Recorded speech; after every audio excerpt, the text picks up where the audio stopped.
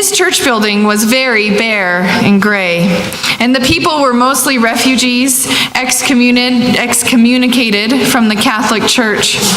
Reverend Chopek wanted to create a way to bring joy and lightness into the cold, ugly building.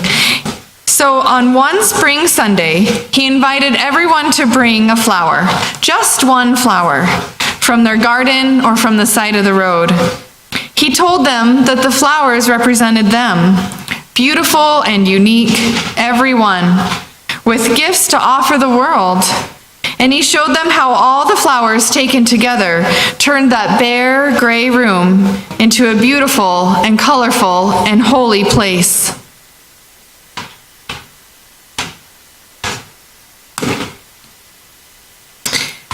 So the way I like to do flower communion is in two parts. To begin with, does everyone have a flower? If you're missing a flower, we have extras of those too, so raise your hand if you need a flower.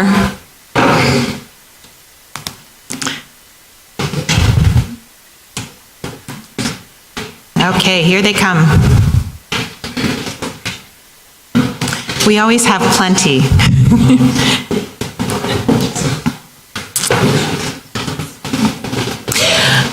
So in a moment, what we'll be doing is bringing our flowers forward to create a beautiful collective bouquet. But before we do that, take just a moment and look closely at your flower. Anybody else need a flower? Raise your hand if you need a flower. Okay. So look closely at your flower. Is it in bud? Or is it in bloom? Give it a sniff. Does it have a scent? Is it heavy, sweet, crisp, leafy?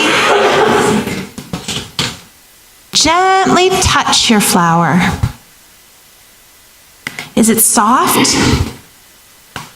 Does it maybe have little hairs on it? A lot of flowers, if you look very closely, they have little hairs. Some flowers have thorns too. In what ways does this flower remind you of you?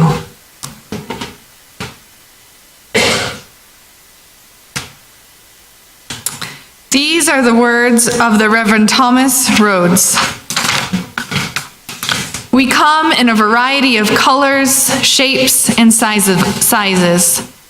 Some of us grow in bunches. Some of us grow alone.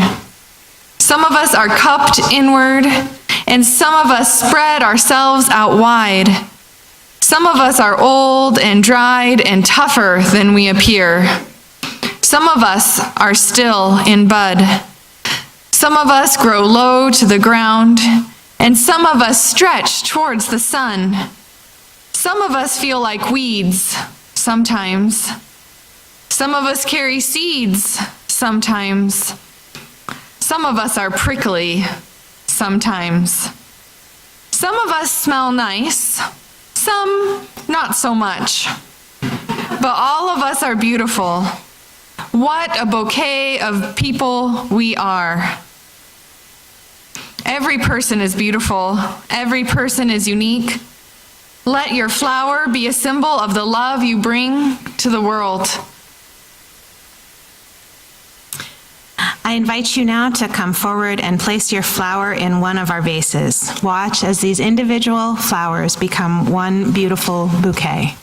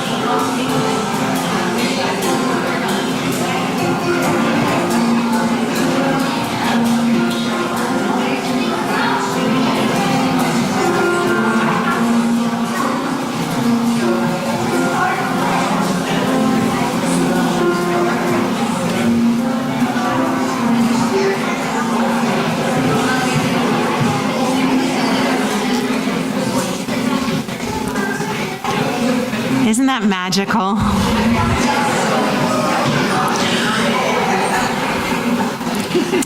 To bless our bouquet, I'll share with you this prayer, adapted from the one that Norbert Čapek used in Czechoslovakia. Oh, slide it in there, Melissa. It's okay.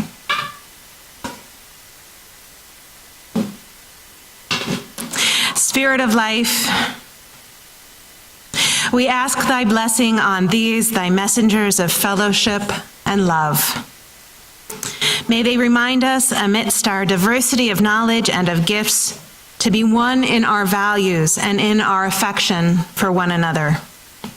May they remind us of the value of friendship, of doing and sharing all we have and all we are with the whole human family.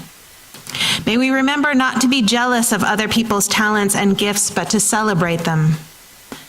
And may we realize that whatever we can do, great or small, is needed in order for the spirit of love to prevail in the world. Writing utensils. And what we're going to invite you to do is, as we reflect on this kind of love, you can think about the people in your life who've loved you in this way, or the people that you love with this kind of love. And you can either just hold the card in your hand while you think, or we have colored pencils and crayons and pens, and you can capture words or images that match this kind of love. So Ginger's going to pass those out.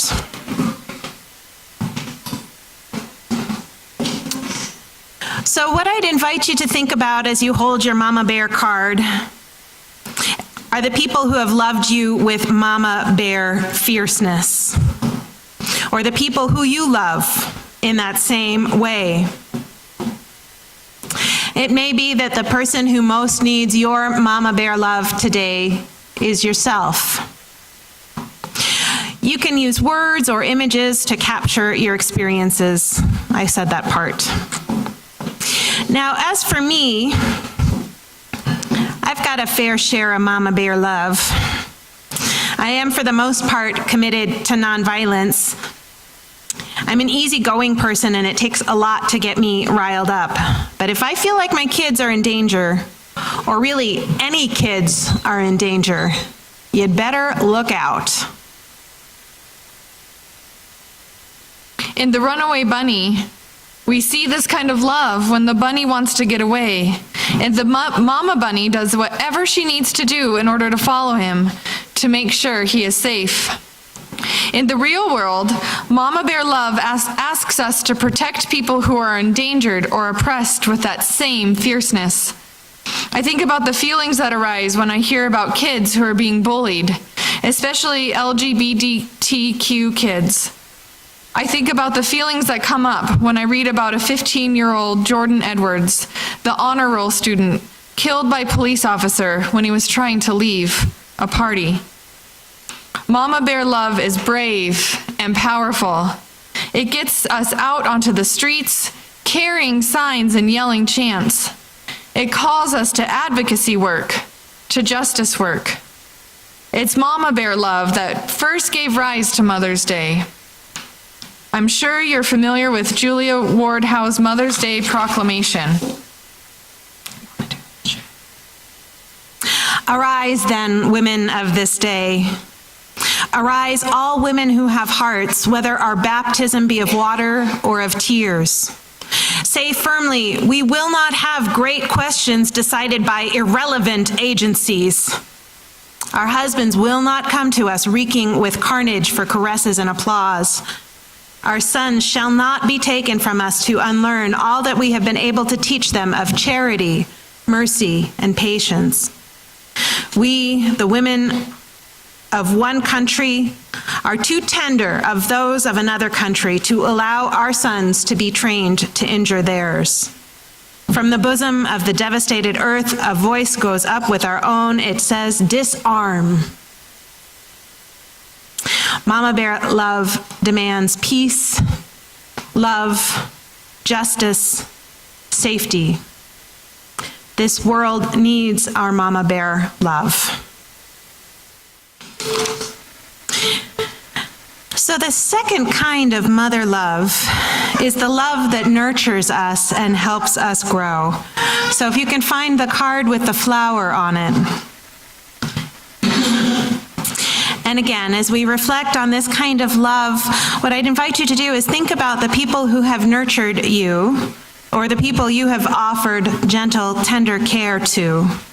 And again, maybe the person who most needs your nurturing love is yourself. You can use words or images to capture your experiences with the love that tends to our needs and helps us grow, or you can just hold the card in your hands as we reflect on this kind of love. Nurturing love feeds us healthy food, reminds us to go to bed on time, and provides us with clean clothes and a comfortable bed. In The Runaway Bunny, nurturing love looks like the gardener, carefully watering the little crocus, or the tree, welcoming the bird home. Having a safe and nurturing place to be allows us to put down roots. Having a safe and nurturing place to come home to allows us to spread our wings. Sometimes I think kids aren't aware of how much work goes into creating a safe and stable home. Nurturing love forces us to put other people's needs in front of our own. It keeps us up late at night doing those thankless tasks like dishes and laundry and cooking and cleaning. And where did those dishes come from? It's easy to take nurturing love for granted. Nurturing love creates order out of chaos, fights entropy with harmony, and asks quite a lot of us. Sometimes the weight of all that responsibility feels heavy on our shoulders. We have to be reminded that we can't give what we don't have, and we have to take some time for and put some energy toward self-care. Nurturing love these days is sometimes called adulting, if you've heard that term.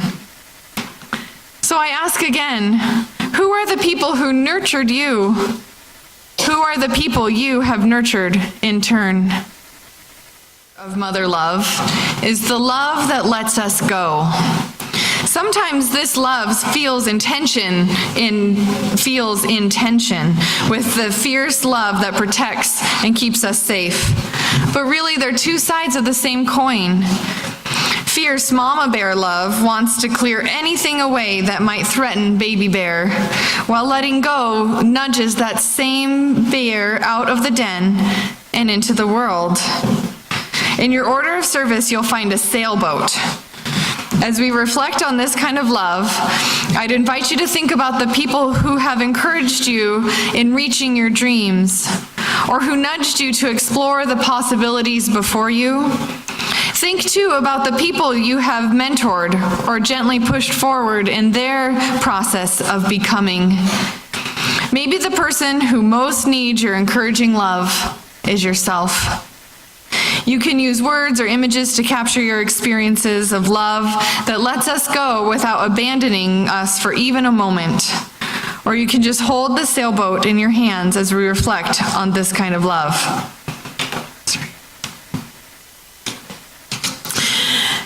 Encouraging love is the mama eagle, pushing the baby out of the nest, but then swooping below to catch her before she hits the ground if she can't quite figure out how to fly. Encouraging love is the person who teaches you to ride a bike, holding the back until you're steady and then running along until it's time to let go. The loving that is letting go is the love that gives up a child for adoption. In The Runaway Bunny, this letting go love looks like the wind in the sails of the little boat, like the tightrope walker nearby the acrobat on the flying trapeze. With two boys who are almost grown, I'm giving a lot of this kind of love these days. Parenting young adults, and my experience so far is almost all about letting go and letting them make mistakes and helping them face the consequences. When kids are little, they need us to teach them a lot about how to be in the world, even as they need to figure things out on their own. As they grow, the ratio shifts. There's less teaching and more figuring out. It's not easy letting go.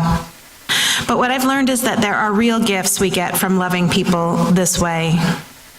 As satisfying as it would be if everyone actually did what I told them to do. It's even more satisfying to watch my children do the right thing on their own. Truth be told, what they choose to do is usually better than what I would have told them to do. Usually, but not always.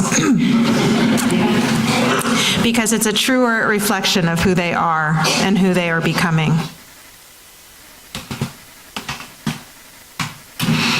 Who loved you enough to let you go? Who encouraged you and mentored you and set you free to be who you are meant to be? And who have you blessed with your letting go love?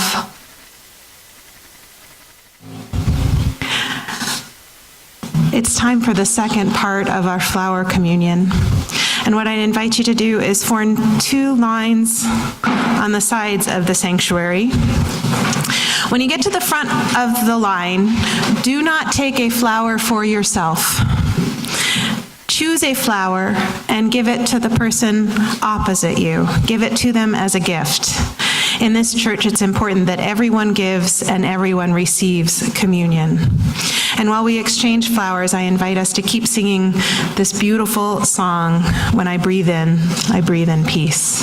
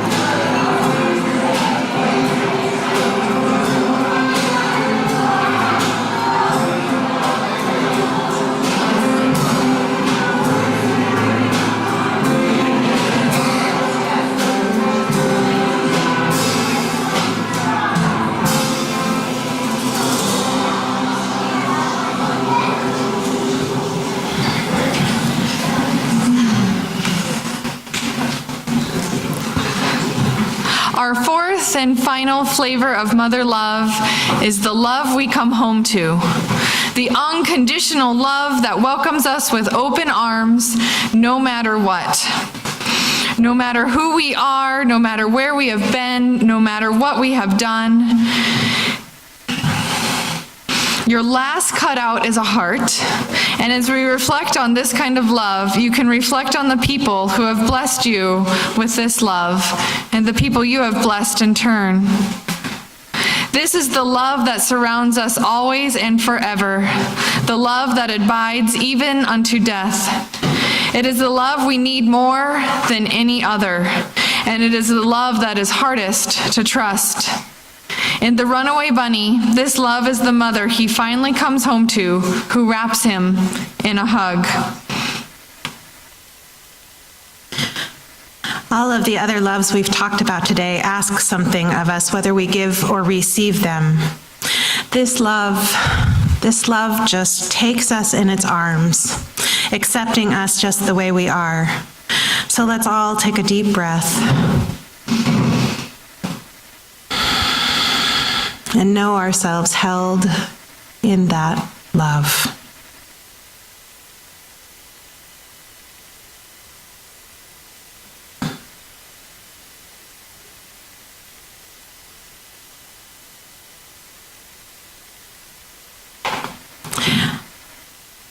You may be wondering what to do with your Mother's Day cards, and that, my friends, is up to you. If you'd like, you can give them away, or even put one or some of them in a card and send them to someone who has loved you as an act of gratitude. If the person you thought of is gone, well, many cultures believe that burning things is a way of communicating with our ancestors, so you could try sometime this summer putting them in the campfire. Really, do whatever feels right for you.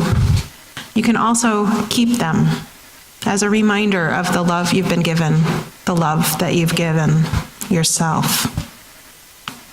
I'd like to close with the words of the late Reverend Mary J. Harrington, who, among other things, taught me that the most important question we can ever ask ourselves, no matter the situation, is what is the most loving thing I can do? She writes, "We come together today in praise and thanksgiving for the gift of life itself. Someone gave birth to us, and some of us have given birth. All of us have been mothered in our time, and all of us have mothered. Let our time today be one of recognition that we arrive from so many places: joy and delight, wistfulness and longing and worry, unmet needs and unfulfilled dreams, loss and sorrow, emptiness and regret.